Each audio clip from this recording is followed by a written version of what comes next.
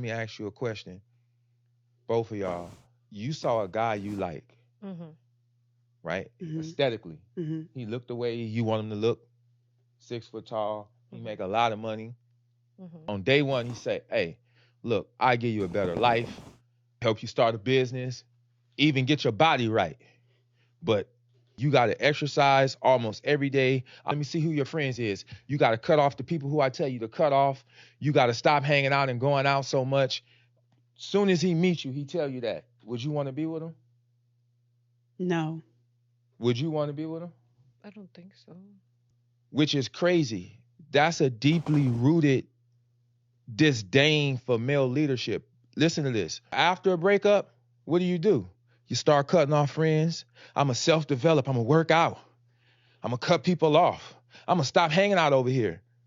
This man can come in your life and tell you to do all that, and you like, nah, I wouldn't even deal. But when you're trying to level up and self-develop, those are all the things you do anyway. But you just said if Mhm. a man came right in and gave you that infrastructure, said, I give you the life you want, said you had your business, said you had your body. Both of y'all was like, nah. But again, this is exactly the things y'all do when y'all are self-developing after a relationship. So Mhm. why is it that a man coming in on day one with the same provision, telling you to do the things So that can you I say you do anyway when you can I self-develop? say So you know they're the right things to do.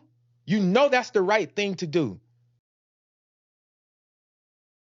So I think the important difference here that is missing is the word self.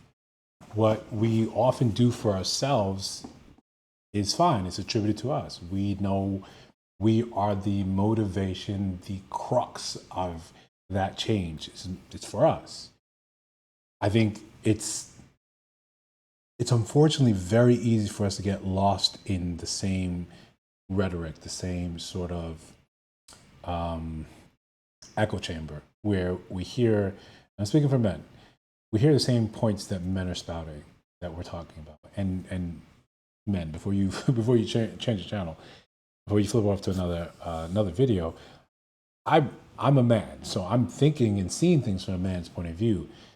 I've got a dope sister. I've got dope female friends that I know that I've gotten very close with, and I think we sort of cheapen our argument or cheapen our point of view when we don't listen, when we stay in our own echo chamber. What a woman will do for herself is motivated for herself. It's an easy thing, and we're the same way, right? If I'm getting in shape, largely that may be motivated from my desire to be attractive to women, but intrinsically is myself. When my alarm goes off at 4:30 in the morning, that's a me thing. My first thought isn't thinking, well, if I can get my upper, pecs to pop a little more, maybe Shorty will pay more attention to me. No, that's a me. That's a very me thing. I'm very good at self motivating and bringing myself from here to here. I look and I set the goals for myself to get from here to here. So when it's easy to visualize and see it for yourself, you have to realize that you may come into another woman's life and say, I can give you all the things that you're probably going to want to do for yourself down the line. She may not be ready to do that. She may not be willing to do that because you wanted her to do that, especially in a scenario where you guys just met. People have, especially, let's not even put it to women or men, we have a fear of falling flat on our faces, of saying, I trusted and I relied on you to be there when I needed you the most. When we have a body of an experience, ourselves or our friends, where that went wrong. Truthfully, a lot of us don't address that prior trauma, so we carry it forward. I'm not saying that we should. We absolutely shouldn't. Before you date, before you're ready to go out there, you should deal with all of that. You should be excised from all the demons possible.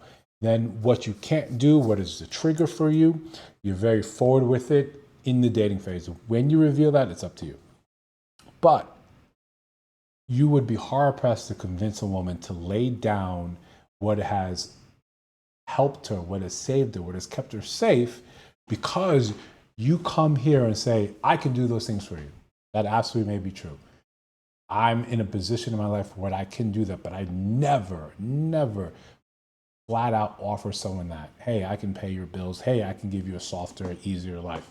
No. We men have to remember sometimes that the ability to do that is a privilege and an honor, right? We should be more discerning and selective who gets that. And that selectivity, that takes time. You should not meet someone off rip and say, hey, I met you 2 months in. Yeah, I can do all these things for you. Change your life substantively. Change everything about your life and come do for me because I can provide for you. You should, again, men, be very selective, be very appropriate how you apply that with whomever you're talking to. She may be the best thing you've ever seen. Great. Congratulations. You still need to vet. Women are vetting. I'm going to lay down, quote unquote, my burden and let you take care of these things. That's a position of vulnerability. And we don't open up to people upon date 1, date 2, date 7. We don't show that level of vulnerability. So you shouldn't have an expectation that she would immediately say, cool, do for me, let me move in with you, let you take care of all this, this, and this. If that's the case, I really hope you be wary. Just food for thought. I'll see you on the next one.